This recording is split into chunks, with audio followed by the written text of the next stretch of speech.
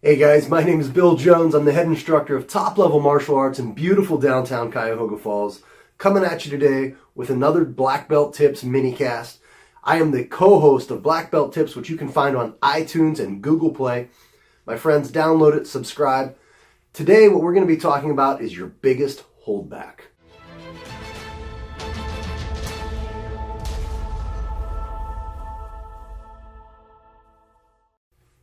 Okay guys, what I like to do in these minicasts is focus on what makes people black belts in life. So all the successful people I've had the privilege of meeting in my life, all the books I've read, everything like that, a lot of things overlap as far as what makes people successful and what makes people a failure. And when I say failure, I'm not talking about like they didn't make enough money or whatever. I'm talking about the kind of people who have all these regrets when it comes time to, they get into the later stages of life and they look back on it and they're like, oh, I wish I would have done this. I wish I would have done that. I should have tried this. I should have tried that. You probably know someone like that who has these regrets. And the people who don't have those regrets all have a lot of things in common. So today we're talking about your biggest holdback. I want to tell you a story first, though, and this is about a friend of mine. This friend of mine, he was writing a book. And we talked about it. He owns a business and he wanted to position himself well. And so he wrote a book, and I was talking to him about this book, and I said, how's it going? How's it getting? He goes, oh, it's written. He goes, I don't think I'm going to publish it, though. I said, why not? And he said, I just feel like a fraud. I feel like a fraud by writing a book. And I go, okay. I go, you're not plagiarizing anything, right? Like taking other people's work, right? And he goes, oh, no, absolutely not. I would never do something like that. I go, okay.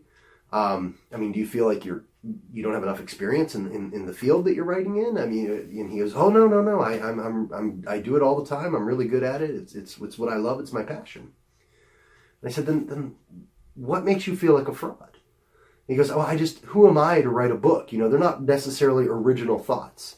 And I said, that's great that you feel that way, that like you're afraid that your thoughts aren't original. But I haven't seen an original movie. I haven't seen an original book. I haven't seen any of that in years. You can go back and trace it back that all books and all stories are like the same 7 stories. And there's actually some arguments that say they're all the same story, just written in a slightly different way. It's his self-doubt, my friends. It's his self-doubt that's holding him back. And I told him this. I said, look, you need to write this book. You need to publish the book. It's so easy to publish a book these days. You need to do it. You're really good at what you're doing. You have good things to say. And just because other people have said similar things doesn't mean that the way you say it isn't going to resonate with a lot of people. And that's really the difference, right? How many of you have read a book or seen an article and it's similar to something else you read, but just the way it's presented is different, and that makes it appeal to you? That's so important. And the good news is he went back, and I do believe he is publishing the book right now. So I'm glad to say that I was able to help him out with that. But even Napoleon Hill, who wrote Think and Grow Rich and Outwitting the Devil. This is a man who hung out with people like Carnegie and did interviews with Thomas Edison and Theodore Roosevelt. He had these things happen. He had these doubts. Went on to be one of the most successful people in the history of ever. Right? And if you haven't read those books, you really need to. But my friends, I guess what I'm saying is that you need to get past yourself. You have something special to give the world. And if you don't give that to the world, you're really just, why are you here? Everybody wants to know why you're here. It's because you have something special to give. And that might just be cooking recipes. It might be, in my case, I teach martial arts.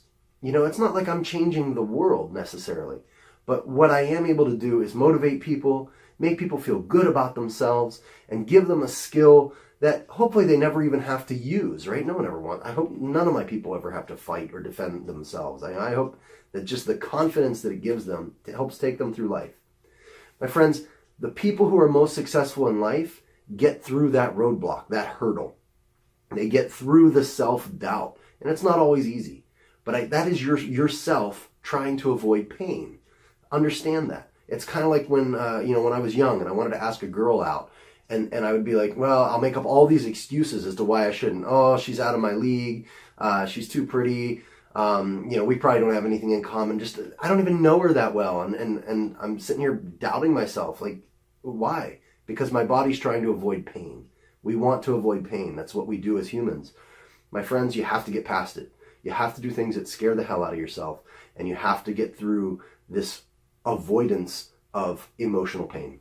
That's what some of the best people in life do. That's what you need to do. That's what I need to do.